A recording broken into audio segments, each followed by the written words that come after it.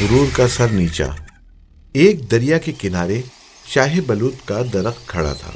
وہ دل میں کہا کرتا تھا، میں کتنا بڑا ہوں اور کیسا طاقتور ہوں۔ آندھی آئے اور کتنی ہی زور سے کیوں نہ آئے، میری شاخیں کبھی نہ جھکیں گی۔ میرا تنا جوں کا توں رہے گا، نہ ٹیڑھا ہوگا اور نہ ٹوٹے گا۔ شاہ بلوط کے سائے میں سرکنڈے کی جھاڑیاں تھیں اور دور سے لمبی گھاس کی طرح دکھائی دیتی تھیں۔ ایک دن درخت نے جھاڑیوں سے کہا، بیچارے پودوں، تم کتنے ہلکے پھلکے اور کمزور ہو۔ ذرا سی ہوا چلے تو تم جھکنے لگتے ہو، زمین پر بچھے چلے جاتے ہو، لیکن ہر وقت سر اٹھائے تنے تنہا کھڑا رہتا ہوں۔ آخر ایک دن آندھی آ گئی۔ شاہ بلوط اکڑا کھڑا رہا، وہ ذرا بھی نہ جھکا۔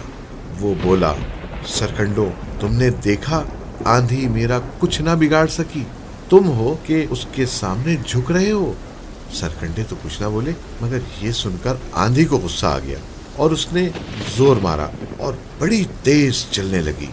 اب تو بلوط بے بس ہو گیا، شاخیں تڑاخ تڑاخ ٹوٹنے لگی، تنا بھی بیچ سے ٹوٹ کر دو ٹکڑے ہو گیا۔ رہی جھاڑیاں تو جب تک آندھی چلتی رہی وہ جھکتی ٹیڑھی ہوتی اور زمین پر پیر بچھاتی رہیں، لیکن آندھی کے تھمتے ہی وہ پھر سیدھی کھڑی ہو گئی اور بولی، جو اکڑتے ہیں وہ اکھڑتے ہیں، جو جھکتے ہیں وہ سلامت رہتے ہیں۔